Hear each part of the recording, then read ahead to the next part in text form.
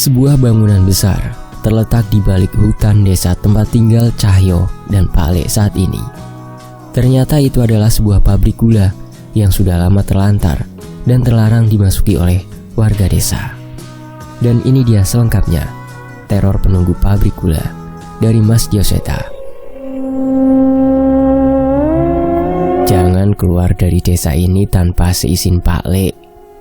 Kata-kata itu selalu terucap setiap Pak Lek meninggalkanku di desa. Sebenarnya tidak masalah, toh warga desa ini juga sudah mulai akrab denganku. Apalagi masakan bule juga membuatku betah untuk ada di rumah. Kliwon, turun, nyariin apa toh? Ucapku yang masih selalu heran dengan tingkah laku Kliwon yang berbeda dengan monyet pada umumnya. Seringkali ia menaiki atap rumah dan terus menatap ke arah barat. Entah insting apa yang membuatnya selalu melihat ke arah sana. Untungnya walaupun seperti itu, Kliwon selalu menurut apabila mendengar perintah dariku. "Cahyo, Pak Lek pergi lagi ya?" ucap Mas Kimin yang kebetulan berjalan melewatiku. "Iya mas, ada tugas negara, nganterin pejabat negara ke pasar malam," jawabku. "Alah, sing genah kowe Jul," balas Mas Kimin yang segera pergi setelah mengusap-usap kepalaku. Aku hanya tertawa kecil melihat reaksi Mas Kimin atas jawaban isengku. Setelah Kliwon turun, aku mengajaknya ke kebun pisang di belakang hutan untuk mencari makan sekaligus mengisi waktu. Seperti biasa, setelah memasuki kebun pisang, Kliwon melompat dari satu pohon ke pohon lainnya tanpa lelah. Awalnya, aku kesulitan mengikutinya, namun kali ini aku sudah mulai terbiasa. Kemanapun dia pergi, aku sudah siap untuk mengikutinya. Kami mengumpulkan beberapa pisang yang kami dapat dan memakannya di salah satu dahan pohon yang besar di hutan itu. "Panjul, ngambil pisang lagi," ucap Bu Darmi, pemilik kebun pisang yang tiba-tiba datang untuk membersihkan kebun. Enggak Bu, minta sedikit ya Bu, nanti Panjul bantu bersihin kebunnya Bu," ucapku yang merasa malu pada Bu Darmi karena ketahuan mengambil pisang di kebunnya. "Iya yo, rapopo le, yang penting dipilihin, jangan pisang yang untuk dijual ya," balas Bu Darmi ramah. Bu Darmi memang sangat baik padaku. Namun tetap saja aku harus menjaga etika. Jangan sampai ia jatuh miskin karena pendapatannya dari berjualan pisang jadi bangkrut gara-gara aku dan Kliwon. Setelah kenyang dengan pisang dari kebun Bu Darmi, aku dan Kliwon melanjutkan janjiku membersihkan kebun itu. Kliwon cukup mahir mengumpulkan daun-daun pisang yang sudah kering dan jatuh dari pohonnya, lalu mengumpulkan ke satu tempat untuk dibakar. "Wes Cahyo, sudah bersih, tinggal pulang aja. Ini dibawa buat di rumah," ucap Bu Darmi sambil membawakan kami sesisir pisang lagi. Waduh, malah dikasih lagi. "Matur nuwun ya Bu," ucapku yang segera mencium tangannya dan pamit ke Bu Darmi. Tadi sangka Kliwon juga mengikuti tingkahku. Ia mengambil tangan Bu Darmi dan mencium tangannya seperti yang kulakukan. Sontak terlihat raut muka gemas di wajah Bu Darmi. Di sisi lain, Bule, aku bawa oleh-oleh," ucapku dengan bangga saat memasuki rumah yang sudah tercium bau masakan. "Dikasih Bu Darmi lagi. Sudah bilang terima kasih belum?" ucap bule yang menerima sesisir pisang yang kubawa. "Sudah dong. Masa sayur lodeh lagi ya Bule?" tanyaku yang mendadak menjadi lapar kembali setiap mencium aroma masakan bule. "Iya, sana mandi dulu. Nanti selesai mandi masakannya sudah siap," perintah bule. "Siap Bu Komandan," ucapku yang segera menurut sambil melakukan pose hormat layaknya seorang prajurit, dan bule hanya menggeleng-gelengi saja melihat tingkahku. Baru saja selesai mandi, tiba-tiba terdengar suara pintu rumah diketok oleh seseorang. "Permisi," ucap seseorang memanggil dari luar. Bule yang mendengar ucapan itu segera keluar membukakan pintu. "Pak Lek belum pulang toh Bu?" tanya seorang bapak warga desa yang sepertinya ingin menyampaikan sesuatu. "Itu loh Bu, di rumah timur muncul pocong lagi. Anak-anak pada ketakutan.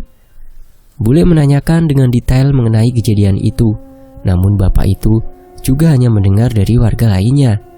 Terdengar ucapan bahwa bule akan menyampaikan kejadian ini ke Pak Le begitu ia pulang. Bapak itu menyetujuinya. Namun sebelum ia pulang, ia sempat menyebutkan sebuah kalimat yang membuatku penasaran. Bule, kata beberapa warga, pocong itu makhluk dari bangunan di belakang hutan itu. Bangunan di belakang hutan? Ada bangunan apa di sana? Setelah bule menutup pintu, aku segera menanyakan rasa penasaranku pada bule. Bule, di belakang hutan memang ada bangunan apa ya? Bule hanya mengusap kepalaku dan menjawab sambil berjalan. Nanti kamu juga tahu, Le. Jangan ke sana ya. Suatu saat pasti Pak Le ngajak kamu ke sana. Aku mengangguk. Jawaban bule setidaknya bisa sedikit menahan rasa penasaranku. Walaupun sebenarnya aku tetap penasaran. Bangunan apa yang dimaksud? Mumpung masakan bule masih hangat, aku segera mengambilkan piring dan nasi untuk bule dan mengambil juga nasi setinggi gunung di piringku. Ya ampun Cahyo, kayak seminggu ndak makan aja, ucap bule yang terheran dengan tingkahku. Enggak apa-apa bule, biar Cahyo kenyang, cepat besar, biar tambah kuat, jawabku yang segera memilih lauk yang sudah tersusun rapi di meja makan. Kasihan Pak Le ndak kebagian sayur lodeh seenak ini, ocehku dengan mulut yang masih dipenuhi makanan. Bule hanya tertawa saja melihat tingkah lakuku.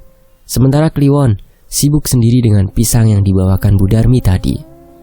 Bule, kalau Cahyo coba nanganin pocong yang muncul di rumah timur, boleh ndak? Tanyaku sambil melanjutkan makan. Yakin kamu ndak kabur kayak kemarin lagi? Tanya bule yang merasa ragu.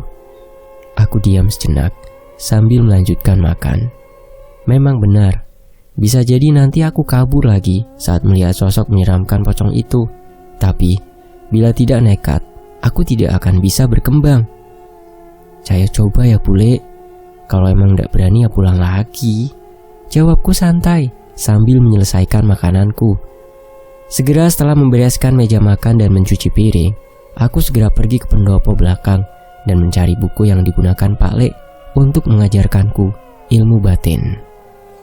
Aku mencoba mengulik-ngulik kembali mengenai ilmu untuk menenangkan makhluk halus, terutama yang akan coba kuhadapi nanti, pocong. Bule, Cahyo pamit ya, ucapku sambil berlari keluar rumah. Namun bule malah menyusulku dan memberikanku sesuatu. Tunggu dulu, ini kalau kamu gagal, nyalain ini terus pulang ya. Bule memberikanku sebuah korek api tua dengan ukiran kuno. Aku tahu benda ini. Ini adalah benda yang digunakan Pak Le saat menolongku dulu. Dengan segera aku mengangguk dan meninggalkan rumah. Rumah timur adalah rumah yang terletak beberapa kebun dari rumah bule. Tidak jauh dan aku juga sudah sering melewatinya. Makanya aku berani ke sana. Rumah ini sudah ditinggal cukup lama oleh pemiliknya. Dan belum ada yang menceritakan kemana perginya mereka. Setelah malam, warga desa biasanya sudah masuk ke rumah. Namun kali ini aku beruntung. Masih ada Bu Darmi dan beberapa warga yang masih beraktivitas di luar rumah. Setidaknya sepanjang jalan yang gelap ini, aku tidak terlalu takut. Sayangnya setelah mencapai rumah timur yang dikelilingi kebun, penerangan sudah benar-benar hampir tidak ada. Aku berjalan hanya berbekal penerangan dari cahaya bulan dan akhirnya sampai tepat di depan rumah itu. Rumah ini terbuat dari kayu, namun tidak terlalu tua. Saat sampai pekarangan rumah ini, Kliwon terlihat sedikit gelisah dan aku pun mulai berhati-hati. Aku mengintip ke arah jendela rumah yang sedikit terbuka untuk mencari petunjuk. Namun hanya ada kegelapan yang ada di dalam ruangan itu. Saat hari semakin larut, aku sudah merasakan hawa keberadaan yang tidak biasa. Suara burung gagak yang jarang terdengar kini berkali-kali memecahkan heningnya malam. Seolah merasakan sesuatu, Kliwon tiba-tiba melompat masuk ke dalam rumah tanpa seizinku dan menunggu di sebuah ruangan di rumah itu. Aku yang bingung segera bersiap pergi dan menghampiri Kliwon. Namun tiba-tiba hawa dingin yang sejak dari tadi menggangguku membuatku tidak mampu menoleh. Mungkinkah Kliwon melihat sesuatu di belakangku sehingga dia menjauh? Aku memaksakan kepalaku menoleh ke belakang, walaupun sebenarnya mungkin aku sudah tahu apa yang akan muncul di belakangku. Sesosok jasad manusia yang terbungkus kain kafan dengan wajah pucat yang terus menatap ke arahku. Seketika aku terjatuh, tak mampu menahan rasa takutku. Namun aku sudah membulatkan tekad untuk menenangkan makhluk ini. Aku membacakan doa-doa yang sebelumnya pernah diajarkan Pak Le untuk menenangkan makhluk itu. Namun makhluk itu tidak bergeming. Bukan karena doa itu tidak bekerja, tapi sepertinya makhluk itu memiliki maksud lain. Ia saling berpandangan dengan Kliwon yang menatap dari dalam rumah, seolah terjadi komunikasi di antara mereka. Tak lama setelahnya, pocong itu menghilang, seolah mengerti akan sesuatu. Kliwon melompat ke bahuku dan melompat lagi meninggalkanku ke hutan sebelah barat. Aku mencoba mengejarnya, namun ia terlalu cepat, dan setelah cukup lama aku baru sadar arah Kliwon berlari itu adalah arah bangunan di belakang hutan. Aku merasakan dilema harus mengejar Kliwon atau melapor pada bule. Sampai suatu ketika, suara ramai mulai terdengar di sekitar desa. "Ani mas, Ani belum pulang." Biasa sebelum maghrib ya sudah pulang. Terdengar suara Bu Darmi dari jauh. "Yang benar bu, hati-hati. Kemarin juga ada anak kampung sebelah yang hilang, sampai sekarang belum kembali," ucap salah seorang dari warga desa. Bu Darmi terlihat was-was. Ia meminta bantuan warga untuk membantu mencari anak sematawayangnya yang umurnya tidak jauh denganku. Saat aku memutuskan untuk pulang terlebih dahulu, aku berpikir, apa mungkin Ani dan anak yang hilang dari desa sebelah itu berada di bangunan belakang hutan, tempat di mana arah Kliwon berlari? Mungkin aku bisa menanyakan pada bule. Tapi kalau ku pulang sekarang, mungkin bule tidak akan mengizinkanku untuk menyusul Kliwon. Kasihan dengan Bu Darmi bila Ani benar-benar tersesat di bangunan itu. Aku terhenti sejenak tepat di depan rumah bule. Rasa khawatirku mulai mengalahkan rasa takutku, dan aku memutuskan berlari kembali ke arah Kliwon pergi. Bangunan di barat hutan desa. Hanya dengan sandal jepit dan sarung yang menghangatkan tubuhku, aku berlari menerjang pohon-pohon di perbatasan desa. Aku sedikit mengenal hutan ini, namun aku belum pernah tahu apa yang ada di baliknya. Sampai akhirnya aku menyeberangi sebuah sungai. Samar-samar terlihat bangunan besar yang sudah terbengkalai di luar hutan. Bangunan besar dengan cerobong asap yang sangat besar dan beberapa bangunan pendamping dengan arsitektur Belanda. Bangunan ini dulunya adalah sebuah pabrik. Aku memperhatikan sekitar bangunan. Bukan hutan lagi yang berada di sisi lain dari pabrik itu, melainkan rumah-rumah Belanda yang sudah pasti tidak ditempati lagi. Jadi, ini adalah tempat yang dilarang dimasuki oleh warga desaku. Sebenarnya aku cukup takut. Seorang anak kecil sendirian di hutan, berhadapan dengan bangunan pabrik tua besar terbengkalai. Lumut dan sulur besar dari pepohonan di sekitarnya sudah hampir melahap bangunan tersebut. "Kliwon!" teriakku mencoba mencari keberadaan temanku itu. Aku berjalan selangkah demi selangkah. Halaman lapang pabrik ini terasa cukup terang dengan sinar bulan purnama yang menyinarinya. Beberapa pohon pisang liar terlihat tumbuh subur di dekat pabrik ini. Dan aku tahu di sekitar tempat itu sudah ada sesosok makhluk yang mengintip dari sela-sela daun di atas pohon pisang. Pintu pabrik itu terbuat dari besi dan berukuran sangat besar. Salah satu pintunya terbuka setengah, membuat siapapun bisa keluar masuk seenaknya. Aku mengintip sedikit, tanpa maksud, untuk memasuki bangunan itu. Gelap. Tidak ada penerangan sama sekali di sana, yang membuatku merasakan tidak ada gunanya untuk masuk ke sana tanpa membawa penerangan apapun. Awalnya, aku memutuskan untuk pulang. Namun tiba-tiba, terdengar suara dari dalam pabrik tersebut. "Tolong!" Suara anak kecil terdengar lirih dari dalam bangunan itu. Aku tahu dengan jelas itu adalah suara Ani. "Ani? Kamu Ani kan?" Aku berteriak sambil memasukkan kepalaku ke dalam pabrik tersebut hingga suaraku menggema. Aku pastikan seandainya ada seseorang di pabrik itu, ia pasti mendengar. Cahyo kan? Ucap suara itu. Setelah memastikan itu suara Ani, aku segera berlari ke dalam bangunan mencari keberadaan Ani. Ani, di mana kamu? Aku berlari ke sekeliling bangunan itu, hanya bermodalkan cahaya bulan yang masuk melalui langit-langit. Cahyo, tolong, cari bantuan. Terdengar ucapannya berasal dari salah satu ruangan di lantai 2. Aku segera berlari ke atas, menaiki tangga yang terbuat dari besi bordes. Suara berisik langkah kakiku terdengar jelas menggema ke seluruh bangunan. Aku mencari ke asal suara itu hingga sampai di salah satu ruangan yang diisi sebuah mesin besar. Hanya butuh waktu sebentar untuk menyadari itu adalah mesin penggilingan tebu, dan segera aku menyimpulkan bahwa tempat ini dulunya adalah pabrik gula. Di sudut ruangan yang cukup besar itu, terlihat seorang anak kecil meringkuk di antara mesin tersebut. Ani! Aku segera berlari menuju tempat di mana anak itu berada. Anak perempuan itu menoleh. Wajahnya terlihat sembab, namun aku bisa memastikan bahwa itu adalah Ani. Cahyo, harusnya kamu jangan masuk, ucap Ani tiba-tiba. Kamu ngomong apa, Ani? Ayo kita pulang. Ibumu nyariin terus dari tadi, jelasku. Ani menggeleng sambil menyeka air mata yang mulai menetes lagi. Enggak, Cahyo, kita nggak bisa keluar lagi, Ani berkata dengan suara sesenggukan sambil menunjuk ke salah satu sudut bangunan. Aku memperhatikan tempat itu. Terlihat samar-samar bayangan yang bergoyang-goyang seperti tergantung oleh sesuatu. Rasa penasaranku membuatku mendekat, dan di sana terlihat seorang anak kecil yang setengah badan bagian atasnya tergantung di antara langit-langit bangunan tanpa ku ketahui di mana bagian tubuh lainnya. Ani, itu apa? Tanyaku yang mulai ketakutan dengan pemandangan yang kulihat. Cahyo, makhluk itu mencari korban. Hari ini dia. Malam ini bisa saja aku atau kamu yang sudah memasuki bangunan ini. Jelas Ani masih dengan tangisannya. Aku memaksa menarik tubuh Ani untuk keluar dari ruangan itu.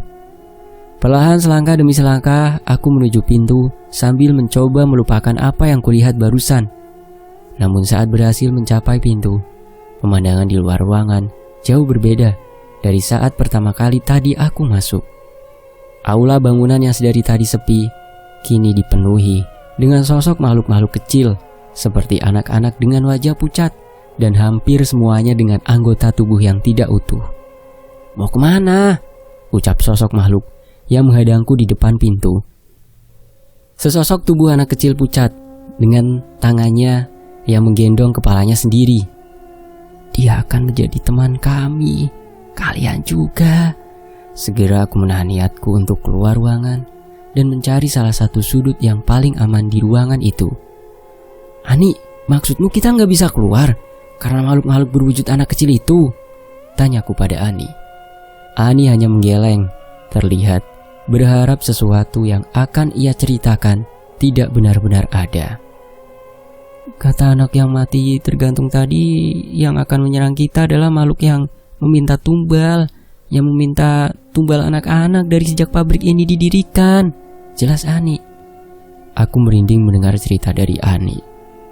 Seketika hujan turun begitu deras, membuat suasana di ruangan ini semakin mencekam. Aku mencopot sarungku dan mengenakannya kepada Ani agar ia tidak kedinginan. Kamu sudah lihat makhluk itu? Tanyaku pada Ani. Ia mengangguk. Tadi kami berdua, tapi saat menjelang maghrib, makhluk itu menangkap anak itu, dan aku gak tahu lagi apa yang terjadi sama dia. Jawabnya dengan menahan rasa takutnya. Aku tidak mau menyerah. Entah mengapa kondisi seperti ini membuatku sedikit lebih berani. Ani, kita pergi dari sini.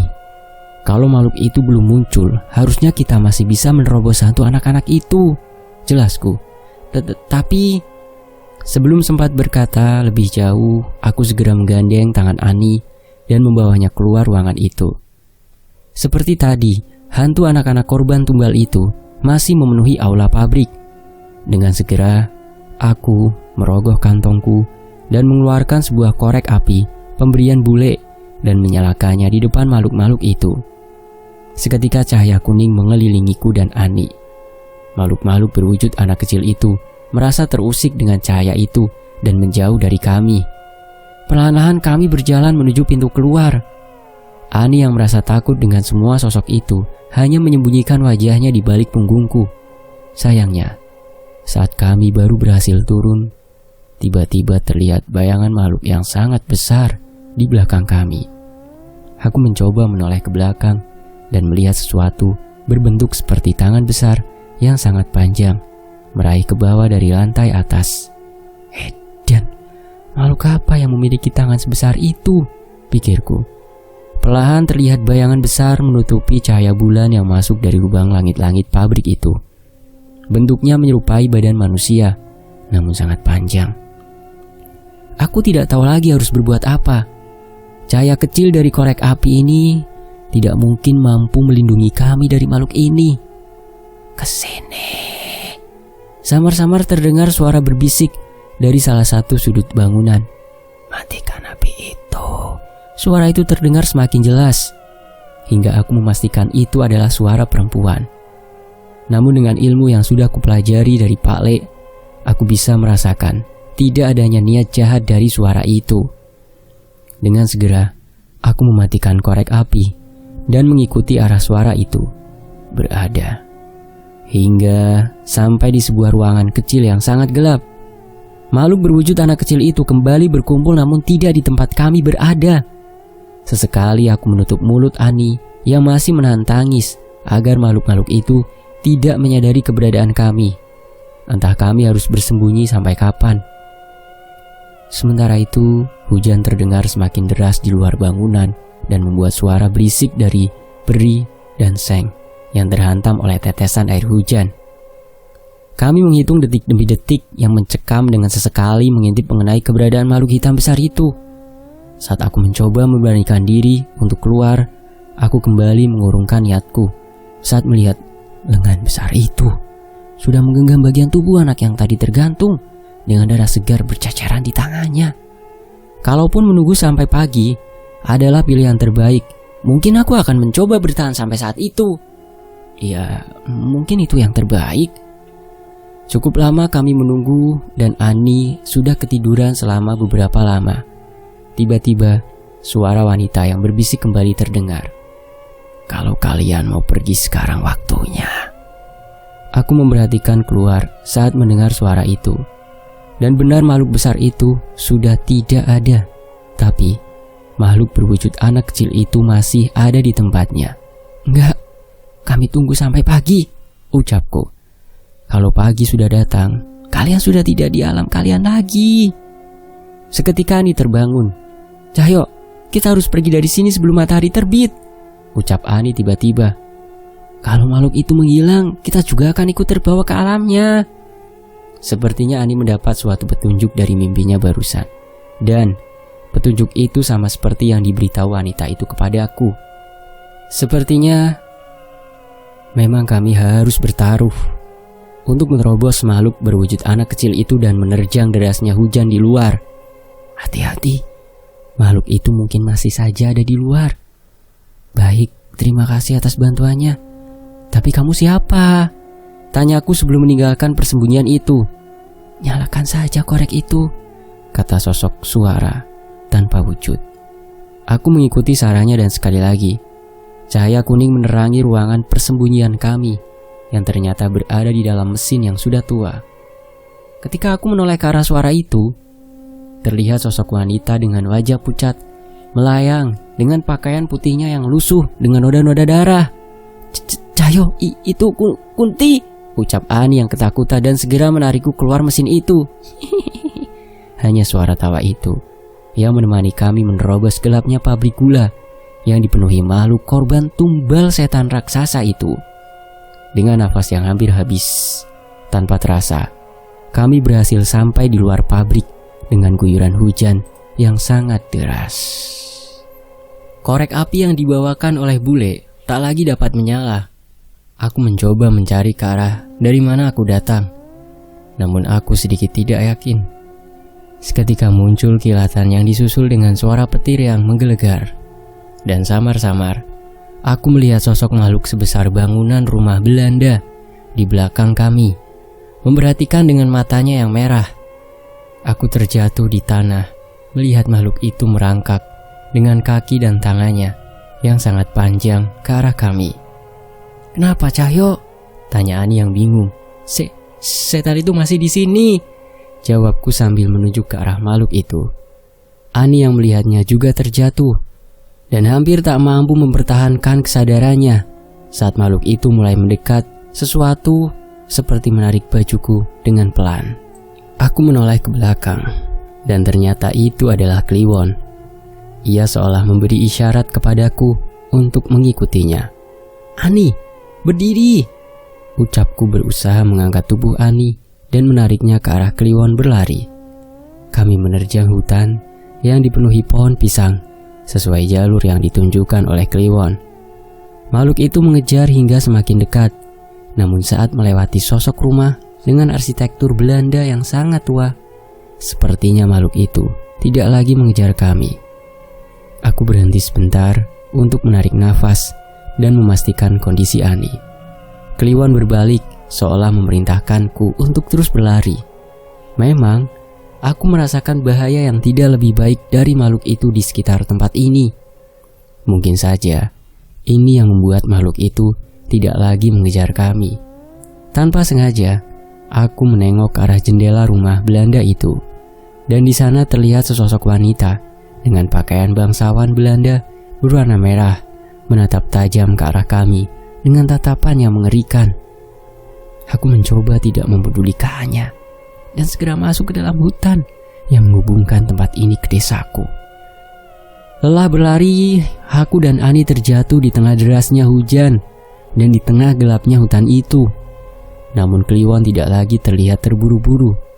Ia malah kembali ke arahku, seolah memastikan keberadaanku. "Kamu gak apa-apa, Ani? Kuat jalan gak?" tanyaku sambil menyempatkan meminum air tetesan hujan untuk menghilangkan dahagaku. Ani mengangguk, namun wajahnya sudah terlihat pucat karena kelelahan. Kami berjalan perlahan di hutan, mengikuti arahan dari Kliwon yang sepertinya lebih hafal tentang hutan ini daripada aku. Dan tak lama setelahnya, hujan perlahan mulai berhenti. Tak lama setelahnya, kami melihat cahaya api mendekat masuk ke dalam hutan. Aku yakin itu adalah warga yang sedang mencari kami. Aku segera memberi isyarat hingga mereka menghampiri kami berdua tak jauh dari mulut hutan. "Ya ampun Cahyo, Ani," ucap Pak Kimin yang sangat prihatin dengan kondisi kami. "Cahyo," bule yang ikut mencariku segera memelukku dengan erat. "Bule, Cahyo ceritanya nanti aja ya. Cahyo capek mau pingsan dulu habis ini," ucapku yang memang sudah benar-benar lelah. "Makasih ya Cahyo," ucap Ani yang sekarang dibopong oleh Mas Kimin karena tidak kuat lagi berjalan. "Ya sudah, gak apa-apa. Kalau kenapa-kenapa bilang Mas Cahyo aja ya. Gak usah takut," ucapku mencoba sedikit menghibur Ani di perjalanan pulang. "Guayamu bisa selamat dari sana aja udah bersyukur," ucap bule sambil mengusap kepalaku. Aku hanya bisa sedikit tertawa dengan sisa tenaga yang kupunya. "Tapi Ani, aku penasaran. Pas kamu tidur tadi yang ngasih tahu kalau kita nggak boleh menunggu sampai pagi itu siapa, Ani?" tanyaku penasaran. "Oh, itu yang dibilangin ke Ani tadi, Pak Le Bimo." Dan selamatnya Cahyo dan Ani mengakhiri bagian ini. Terima kasih telah mengikuti Monyet Kembar Alas Wetan ini yang ditulis oleh Mas Dioseta.